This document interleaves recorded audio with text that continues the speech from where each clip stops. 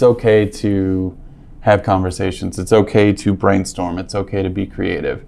What it's not okay is where you are creative for half the day and have your tasks that were supposed to be for today moved to tomorrow. Welcome to the Big Brand Theory Podcast by Blackwood Creative.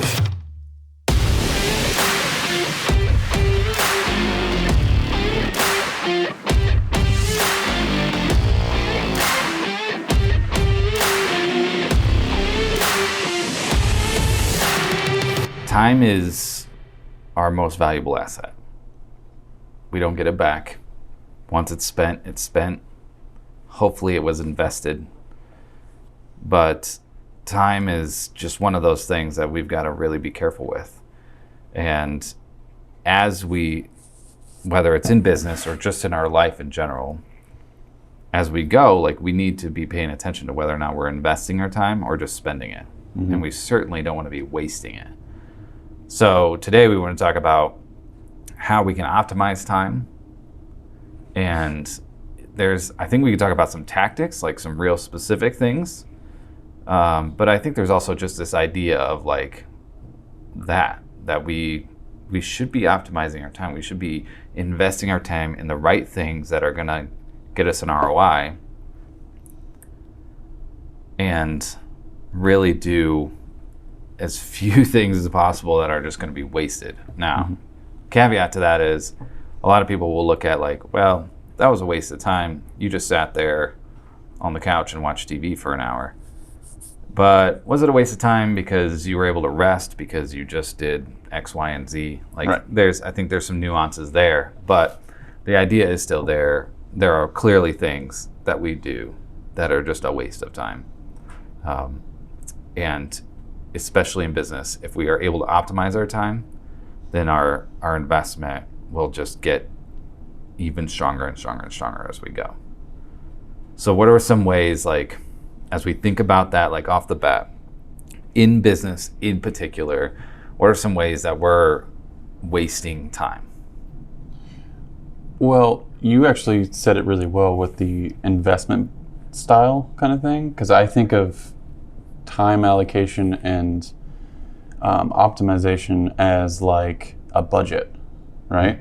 So you only have X amount of time per week that you can allot to these tasks. So you have to figure out like, okay, you have, X amount of clients to work with, and you have this much time for meetings, this much time for podcasting, this much time for videos, like all these things.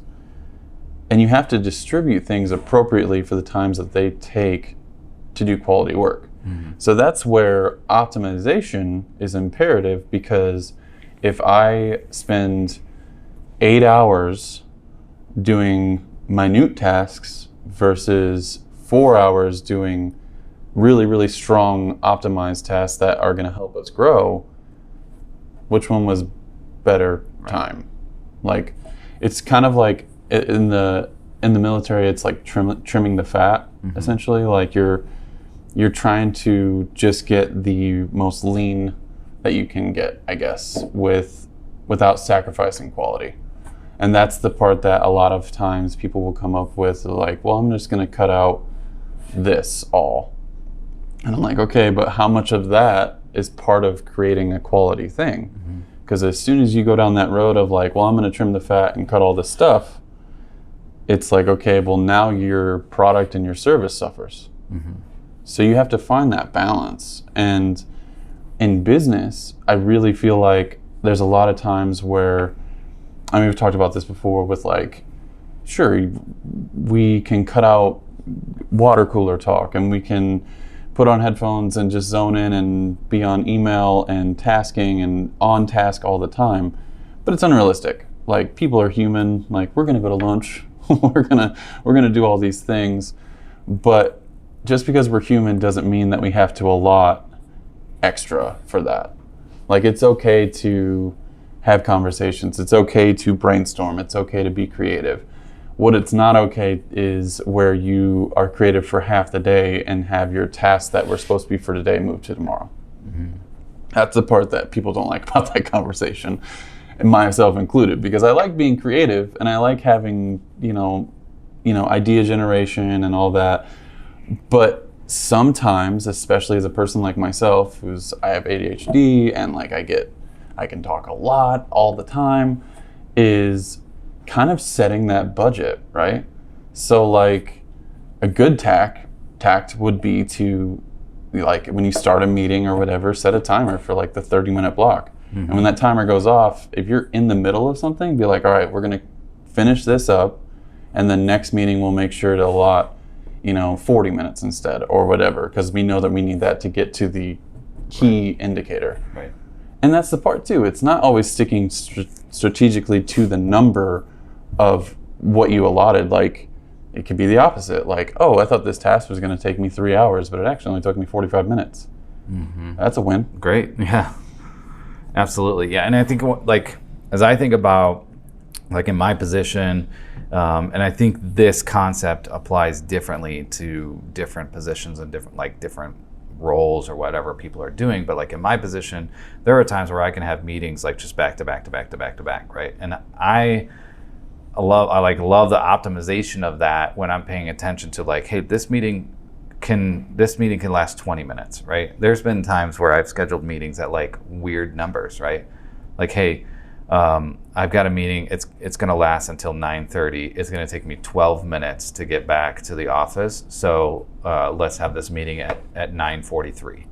And it's like, because I need that meeting to last 7 minutes, because then I need that 10 minutes for there to do X, Y, and Z, because then I have another meeting at 10. Yep. So now it's like, yeah, that's a little crazy for a lot of people. Like, a meeting at 9:43? Like, right. Are you sure? But that type of optimization allows me to have 3 meetings and then one random conversation and get this email answered all within like a 2-hour time block, right?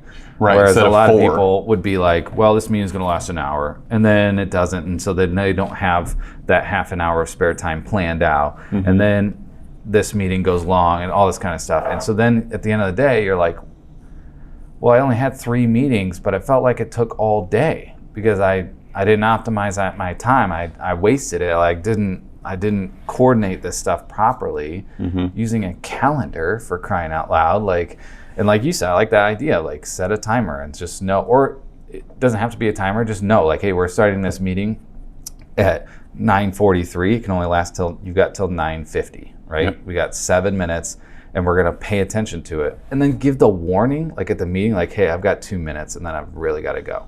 We did that with a previous client. Yeah, we did it with a client. And they were like, great, fine. Like, all right, so then we got to the important stuff, got that done, and we're like, great, see you next time. Yep. We'll get the rest on email. And I think that is the part that is misconstrued as almost where people sometimes will look at it and be like, well, if they had more questions, you just stuck around. And it's like, well, if I do that for one client and I push this over 30 minutes, then I completely remove a whole nother time period for myself for another client. Yeah. So we have an obligation to all of our clients. So if we set time parameters for those meetings and we optimize the time within them, we should be able to get that done. But it's just as much for them as it is for us. Yeah. Like, that's the big part. And the meeting thing, I think, is one of those things where, like, that's an area where time can really be not optimized, right?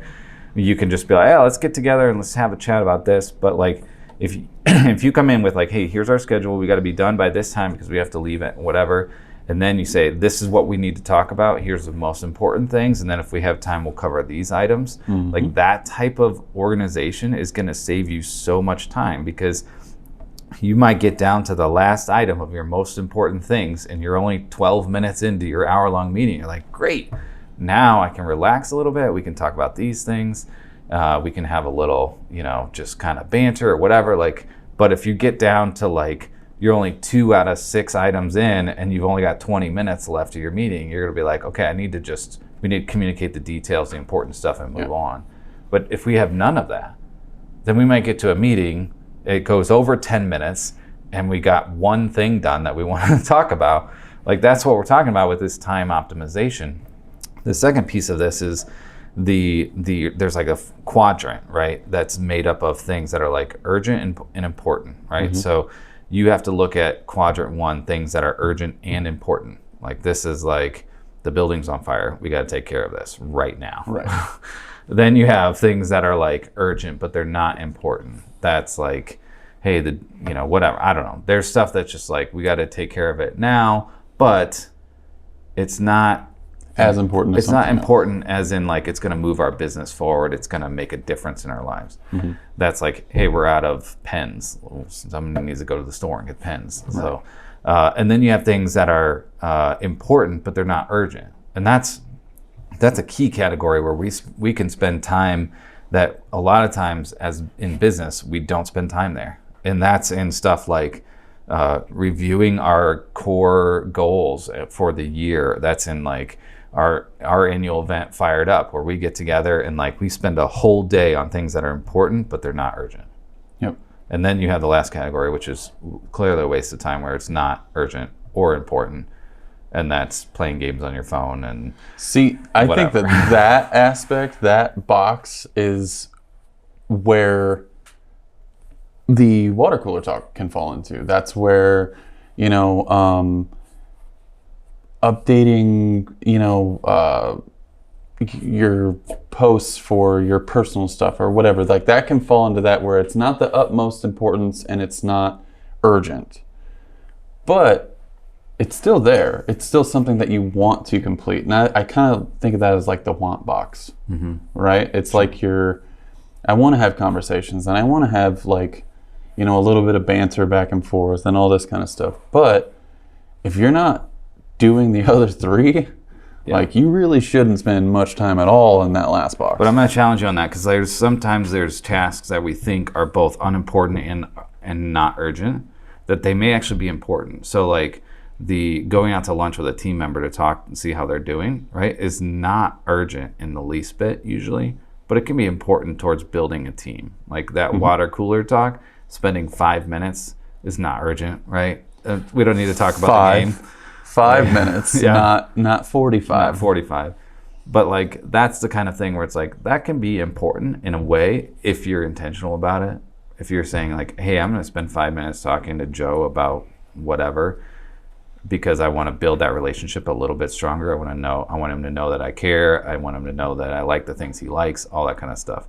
That's important into building into the team. Mm-hmm. It's the like, hey, I want to change the color of my watch face. That is not important and not urgent. Like I feel that. Yeah. That's something that like you can do that at 10 o'clock at night right before you go to bed. Like that's or it could just for sure don't need to do that. Or it could just not get done. Right. That's one of those things. It's just like if the color of my watch face is blue and it stays blue forever, like who cares? Nobody cares. So it's that type of thing where we're paying attention to not just like how we're spending or how much we're spending, but like what are we spending our time on and what's really important for us, because that's huge. And that comes down to like pre-qualifying your clients, mm-hmm. like building forms on your website so that they go through it and they say, oh yeah, this is not really going to be for me, or outlining, hey, here's our pricing on these services. And they look at it and say, I can't afford that. Great. Don't call us, which is fine. There's other companies out there. Thank you for saying that. Don't call us, because that is the thing. As much as we want to work with as many people as we can and help people grow and all that, if you don't meet a certain criteria to work with us, and that's okay. As a business, you should establish criteria to work with you, because if you're working with somebody and you're losing money, you're not gaining anything. You're only losing. So at the end of the day, if you optimize your time and only meet with leads that are pre-qualified that want to work with you and grow, then your meetings that you're going through are going to be way more optimal. Mm-hmm. Like it just works that way. So if you take every single meeting and as an opportunity, it's like, okay, maybe if your only job was to take those meetings and you were like the salesperson, then sure, that works. But when you're a CEO of multiple businesses, probably not. Yeah. You got a lot more to handle than just meetings. Yeah, and there's a whole nother aspect of this around delegation, which I think is a whole nother episode. We can talk about delegation, how to do that, when to do it, all that type of stuff. But that is another piece of it, to know like who should be doing this task. Because you go back to the quadrant of what's urgent and what's important. Well, important is different for different roles, right? Mm-hmm. So things are important to me that are not important to you. Things are important to Allie, they're not important to me. those types of things. Like it's different for each person. Right. And so then you get into the world of delegation, which again, I think is a whole nother thing. We could talk about that later. For sure. But optimizing your time to know, like, am I investing into something? This is important. It's important that I get this done. If it doesn't get done, I'm not growing. I'm not moving forward. I'm not taking that next step. Is it urgent? Well, hopefully it's not urgent because you planned ahead and like you got stuff figured out. But things are urgent at times and they come up and you got to get them done now. So it's just paying attention to that aspect of what are we investing our time in? Is it giving us a good ROI? Are we being wise about it? And then at the end of the day, when you get to this point where you've optimized your time, you're gonna eventually find like I'm not like spinning my wheels all the way to 6 p.m. to 10 p.m. at night trying to get all this stuff done. I've actually got time. Hey, it's 3 o'clock. All my tasks are done. These urgent meetings are done. I've got this figured out. I've got this delegated. And now what? Now I can go do something that's important, but not urgent. That might be spending time with family. That might be whatever, playing golf, whatever it is. But like you're gonna realize as you optimize your time, you're creating more available time in your day, in your week, in your month. And now you can start working on things that are important that you never thought you were gonna get to. Yeah, and the other thing too is based on importance is like if you approach a meeting like we just talked about to optimize your time, you're going to have a sheet ready to go, key indicators of what to talk about, all that. So instead of spending more time in the unimportant, not urgent kind of thing, spend some of that time block, move it to the important side and say, okay, I need to allocate time to plan. Yep. Like showing up to a meeting not ready to go, not really having any sort of, list of key indicators of what to talk about, like that's just automatically going to ruin it right out the door. Like you're going to have to figure out what everybody wants to talk about on the fly. Yeah. And you're just not really going to know what necessarily to talk about until probably, I like to think about this as like when I do a photo session, like the first 10 to 15 minutes generally of a meeting when you first meet somebody, you're not going to get the greatest thing that you want out of it. Like a photo's not going to be genuine or whatever kind of thing. And I look at that as meetings. If you don't go there prepared, that first 15 minutes is dead. Yeah. Like you just wasted 10 minutes, 15 minutes. And like you said, if it's a 10-minute meeting, then you just blew the whole thing. Yeah. So having your prep work, I mean, like across the board, like we know this, like if you prepare, you're always going to succeed more than if you didn't prepare at all. It's just that simple. But yeah, with meetings and everything, I really think about that a lot. Is like, you have to set aside time to prepare for stuff and prepare for like shoots and prepare for, your social media calendar, like all that kind of stuff. You really want to you want to think of preparing for that as part of the task, not just the task itself.